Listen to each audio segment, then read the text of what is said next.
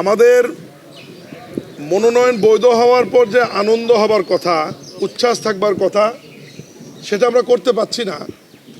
কারণ সাবেক 3 বারের প্রধানমন্ত্রী, বিএনপির চেয়ারপারসন, জাতীয় ঐক্যের প্রতীক, আমাদের শ্রদ্ধেয় মা মরহুমা বেগম খালেদা জিয়া, আপনারা জানেন, শেরেবাংলা নগর জিয়া উদ্যানে সমাহিত হয়ে আছে। বিএনপির সমস্ত নেতাকর্মীরা আমাদের শোকের মধ্য দিয়ে আমাদের দিন যাচ্ছে, দোয়ার মধ্য দিয়ে দিন যাচ্ছে। আজকেও সারা দেশে জুম্মার পর আমরা তার জন্য দোয়া করেছি। রাষ্ট্রীয় শোক আজকে সমাপ্ত হলেও বিএনপির আরও 4 দিন এটা কন্টিনিউ থাকবে।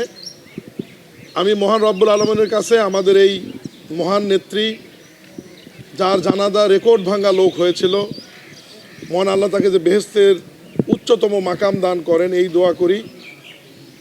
এবং আমি দলের ভারপ্রাপ্ত চেয়ারম্যান জনাব তারেক রহমানের প্রতি কৃতজ্ঞতা জানাই যে উনি এই আসন থেকে, বিএনপি থেকে নির্বাচন করবার জন্য আমাকে মনোনয়ন দিয়েছেন। মহান আল্লাহ দরবারে লক্ষ কোটি শুকরিয়া আদায় করি যে আজকে যাচাই বাছাইয়ের দিনে আমার মনোনয়নটি বৈধ হয়েছে। আমি মনে করি বগুড়া জেলার শহীদ রাষ্ট্রপতি জিয়াউর রহমানের জন্মস্থান, বিএনপির ঘাঁটি,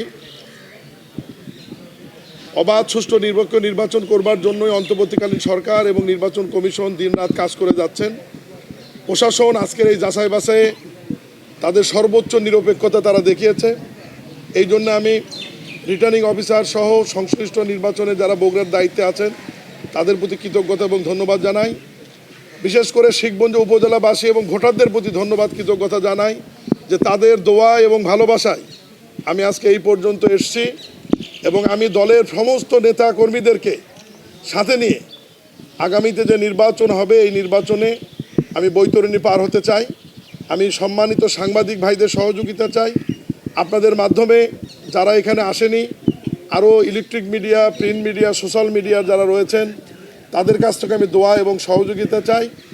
এবং ধানের শীষ নিয়ে সদর আসনে বিএনপির ভারপ্রাপ্ত চেয়ারম্যান জনাব তারেক রহমানের পরেই আমি সর্বোচ্চ ভোটে আল্লাহ রহমতে নির্বাচিত হয়ে শিখগঞ্জের আসনটি বিএনপিকে উপহার দেব ইনশাআল্লাহ।